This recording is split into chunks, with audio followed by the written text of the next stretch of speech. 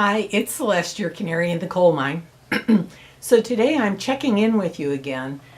It's been about 100 days, a little more than 100 days since I finished my 40-day fast.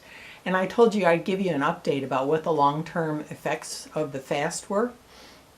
So during the fast, my body temperature fell a little bit.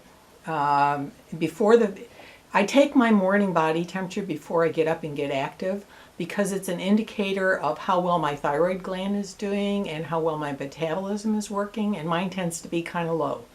So for years I've been taking my morning temperature to know that I'm taking the right amount of thyroid medication, among other things. Well, my body temperature fell a bit during the fast. Of course, the fast was in the middle of our winter here, so that didn't help. But it came back up again. So now it's about at the same level that it was before the fast. And that was about 97.5. And normal morning body temperature would be something above 97.4. So I'm just barely squeaking over the line, but I'm good enough. So the next thing I measured was my blood glucose levels. And you may remember that one of the reasons why I decided to do this fast was because I'd heard that you can considerably knock down your blood glucose levels and actually keep them down after the fast. And I wanted to see if that was true. So indeed it was.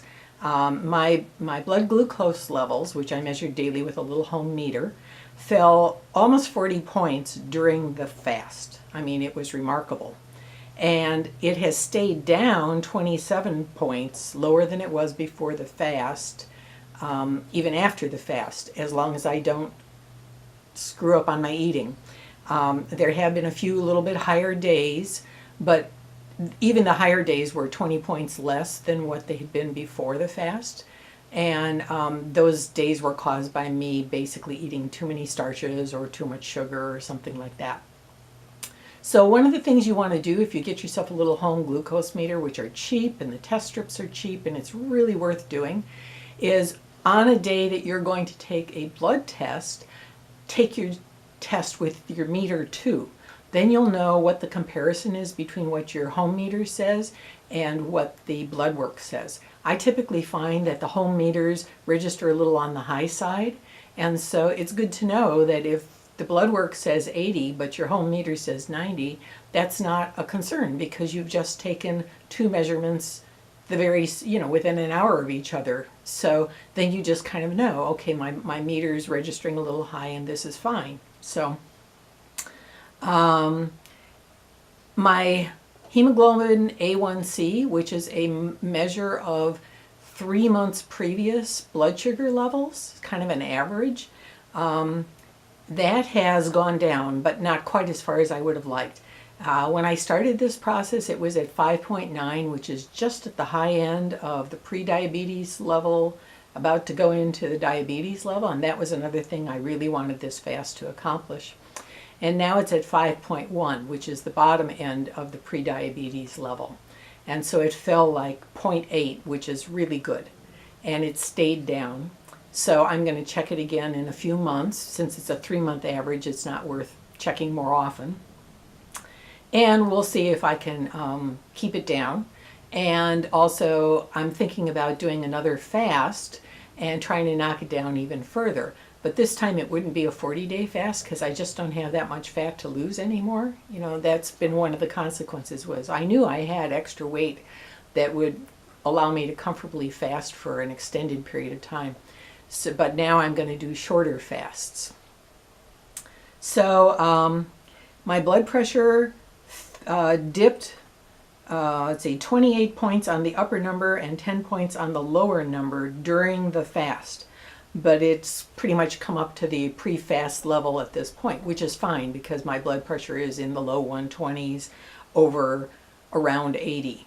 So unless I eat too much salt or something during a day, then that's where it stays. So, but it fell during the fast, and that's to be expected. But it's also an indicator that you have to watch carefully. You should be taking your blood pressure if you decide to fast for any length of time because a sudden big drop in blood pressure is one of the possible indicators that you want to come off of that fast immediately.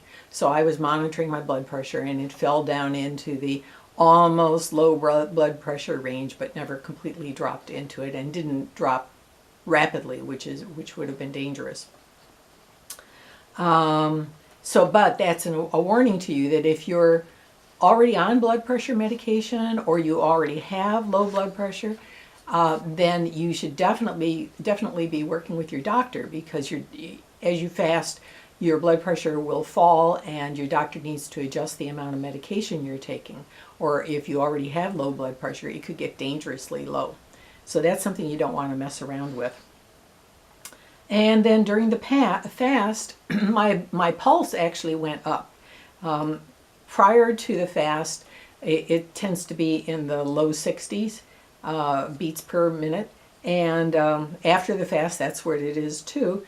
But during the fast, it went up to 75, which for me is a little on the high side. And I felt like that was an indicator that my body was struggling a little bit, you know. I could have gone on with the fast mentally, but I don't think my body wanted to go on much further. So then another thing I routinely check on myself is I take the morning pH of my urine. You can buy these little, you might have remembered when you were studying chemistry or physical science in high school that you had that little paper strip that you could dip into things to find out if they're acid or if they're base. Well, I just have that roll of paper tape. And before and after the fast, my urine is normally alkali, which is good. It's best if your urine is in the 6 to 7 range. But during the fast, it fell down into the highly acid range, like 5.5. The test strip doesn't go any lower than that. Probably would have showed even lower if the test strip went lower than that. That makes perfect sense because I was burning up body fat. And when you eat a high-fat diet or a high carb diet, like starchy carbs, I don't mean veggies, that's what happens to your body. You go acidic. So it fell during the fast down into the acid range, and now it's back up into the alkali range. And here's the big question everybody always asks me about first, and this wasn't why I went on the fast, but my weight. So my weight, I lost 25 pounds during the 40 days, and since I started eating again, as you would expect, I gained weight back, because with an empty bowel, I obviously was going to weigh less than what I weigh when I'm eating. So I've gained about 10 pounds, so that means that the net, my net loss of weight is about 15 pounds. And that's just fine with me because my body mass index went from 23, which is kind of at the high end of the normal range, down to at the end of the fast, I was down to almost dropping out of the normal range. I was like down to 19 as that body mass index number. And now it's back up to 21, which I'm really comfortable with because that's like the middle or so of the normal range. And the places on my body where I tend to store fat, which is the belly, the hips, my back, my underarms, and inside my abdominal cavity, all those places are now much better. They're like normal. They don't have excessive pads of fat on them anymore. So I'm really happy about that. But it also is an indicator that if I decide to fast again, it won't be for so long because I don't have those pads of fat to be using to burn up for fuel during the fast. And the last thing that I measured was oxygen levels in my blood. And this is a little meter you can buy at your drugstore for $20 to $40, and you just stick it on your finger. And I first became acquainted with it with a fitness instructor at a health club I used to belong to. He used to check us periodically after we'd done the aerobics class to see how good our oxygen uptake was. And I just do it because it's kind of a fun little thing to do. And usually my numbers are like 98, 99% saturation, which is good. But I wanted to tell you that my mother, who was at the end of her life and suffering from COPD and from congestive heart failure, her numbers most of the time were in the low 90s, like 92 or 91. And when they fell much below 90 into the high 80s range, they used to put her on supplementary oxygen. So checking your oxygen level just gave me some confidence that, you know, I don't have anything going on with my heart or my lungs that this meter would recognize. So that's about it. That's all my numbers from my fast. And I feel really good. I feel like it was a worthwhile thing for me to accomplish. It definitely dealt with some of my concerns about my numbers rising into the diabetes range. And I'm happy to see that they've stayed lower. And that's what I wanted to accomplish. And of course, I'm happy about the weight loss.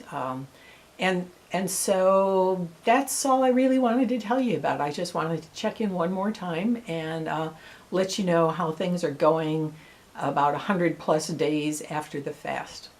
So this is Celeste Majors, your canary in the coal mine. And as usual, I want you to get well and stay well. Thanks.